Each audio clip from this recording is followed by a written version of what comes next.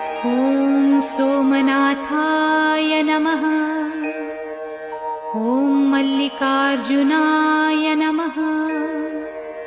ॐ महाकालेश्वराय नमः। ॐ ओंकारेश्वराय नमः। ॐ वैद्यनाथाय नमः। ॐ भीमशंकराय नमः। ॐ रामेश्वराय नमः।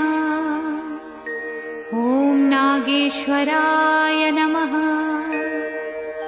ॐ विश्वेश्वराय नमः। ॐ त्र्यंबकेश्वराय नमः। ॐ केदारेश्वराय नमः।